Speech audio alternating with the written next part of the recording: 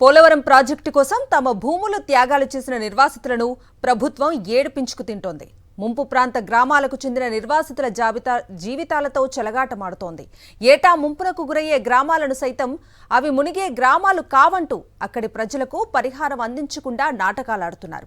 వానకాలం వచ్చిందంటే చాలు ఈ ప్రాంతానికి అది వరదల కాలమే. వరద నీరు పోయేంత వరకు ఎత్తున ఉన్న ప్రాంతాలకు వలసలు పోవలసిన దుస్థితి.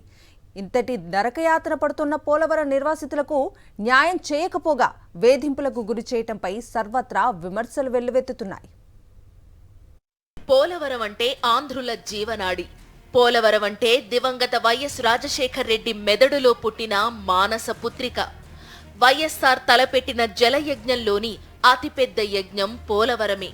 2004లో వైఎస్ఆర్ ముఖ్యమంత్రి అయిన తరువాతనే పోలవరం ప్రాజెక్టుకు శ్రీకారం చుట్టారు. 2009 వరకు శరవేగంగా పోలవరం కాలువల పనులు పూర్తి చేసి చరిత్ర సృష్టించారు వైఎస్ఆర్. ఆయన అకాల మరణంతో పోలవరం పనులు మందగించాయి.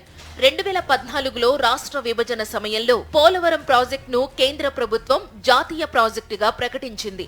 అయితే కేంద్ర ప్రభుత్వం నిర్మించాల్సిన పోలవరం ప్రాజెక్టును తన అవినీతి కోసం తన చేతుల్లోకి తీసుకున్నారు చంద్రబాబు. అనర్హులైన తన అనుయాయులకు పనులు అప్పగించి పోలవరాన్ని ముంచారు.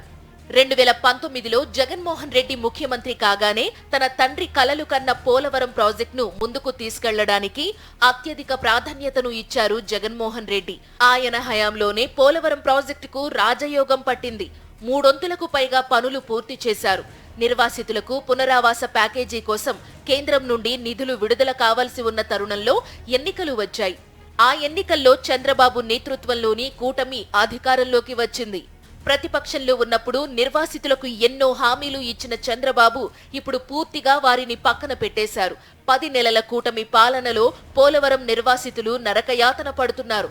ఏటా వర్షాకాలంలో పోలవరం ప్రాజెక్టుకు భూములిచ్చిన గ్రామాల రైతులు వలసలు పోవలసి వస్తోంది. తమ గ్రామాలు ముంపునకు గురి కావడంతో ఎత్తైన ప్రాంతాలకు వలసలు పోతున్నారు. వీరికి పరిహారం చెల్లించే విషయంలో కూటమి ప్రభుత్వం దుర్మార్గంగా వ్యవహరిస్తోంది. ముంపు గ్రామాలను ప్రస్తుత ప్రభుత్వం రకరకాలుగా విభజించింది. కాంటూర్ నంబర్ 41 పరిధిలో ఉన్న గ్రామాలకు మాత్రమే పరిహారం ఇచ్చిన ప్రభుత్వం మరికొన్ని గ్రామాలను 45 కాంటూరు పరిధిలోకి నెట్టేసింది. దీనివల్ల ఈ గ్రామాల ప్రజలకు పరిహారం అందడం లేదు. ఒకే ప్రాజెక్టుకు సంబంధించిన అంశంలో కొన్ని గ్రామాలకు 2022 అక్టోబర్ 7ని కట్ ఆఫ్ డేట్ గా ప్రకటించిన పాలకులు మరికొన్ని గ్రామాలను 2017కే కట్ ఆఫ్ డేట్ గా నిర్ణయించారు. ఒక ప్రాజెక్టులో ఇలా ద్వంద్వ నీతి ఎలా అమలు చేస్తారంటూ ముంపు గ్రామాల ప్రజలు మండిపడుతున్నారు. ఈ నేపథ్యంలోనే కుక్కునూరు, వేలేరుపాడు మండలాలకు చెందిన మర్రిపాడు, ఆంబోతులగూడెం, ఎల్లప్పగూడెం, కొత్తూరు, మాధవరం, శుద్ధగంప, వసంతవాడ వంటి పలు గ్రామాలకు చెందిన వందలాది మంది నిర్వాసితులు 100 కిలోమీటర్లకు పైగా తరలొచ్చి కలెక్టరేట్ వద్ద ధర్నా నిర్వహించారు. నిర్వాసితుల ఆందోళనకు సిపిఎం మద్దతు పలికింది. రోడ్డుకు ఒకవైపు ఉన్న గ్రామాలకు పరిహారం ఇచ్చారు. మరోవైపు ఉన్న వారికి మొండి చేయి చూపించారు.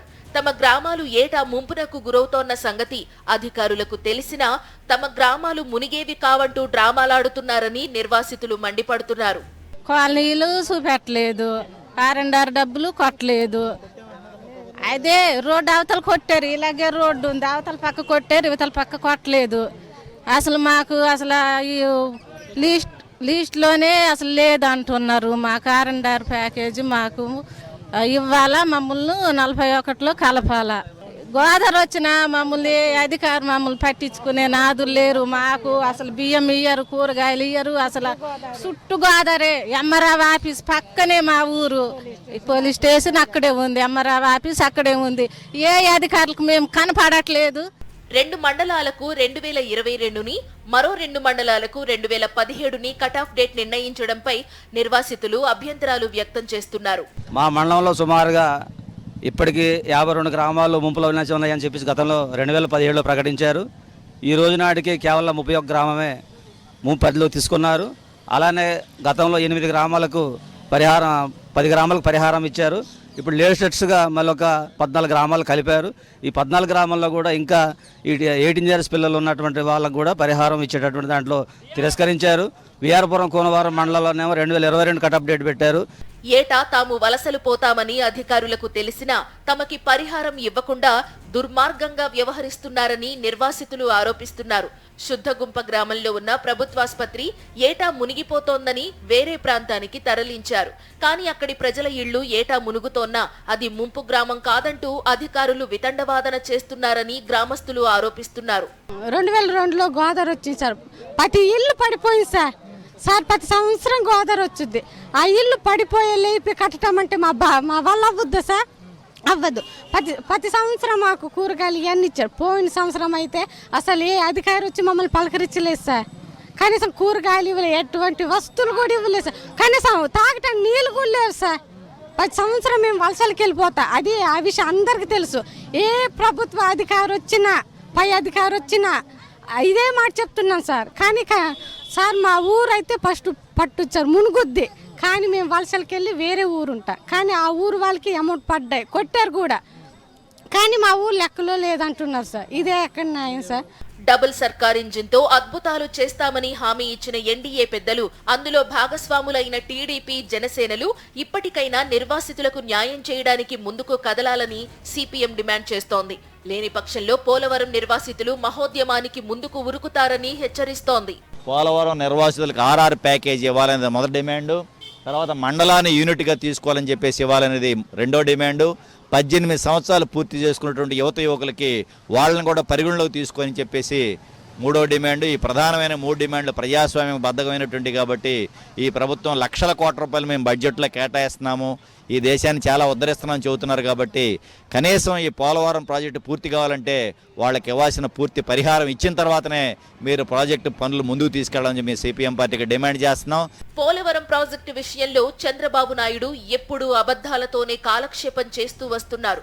విభజన సమయంలో బీజేపీతో పొత్తు పెట్టుకుని అధికారంలోకి వచ్చిన నాడు 2018 కల్లా పోలవరం పూర్తి చేస్తానని హామీ ఇచ్చి ఆ తరువాత దాన్ని పక్కన పెట్టేశారు. ఇప్పుడు మరోసారి పోలవరాన్ని పరుగులు పెట్టిస్తానని పైకి కబుర్లు చెబుతూ వాస్తవంలో మాత్రం నిర్వాసితులను నిండా ముంచుతున్నారు.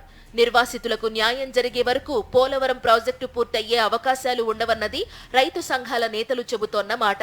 అంటే చంద్రబాబు పోలవరాన్ని మరోసారి ముంచుతారా?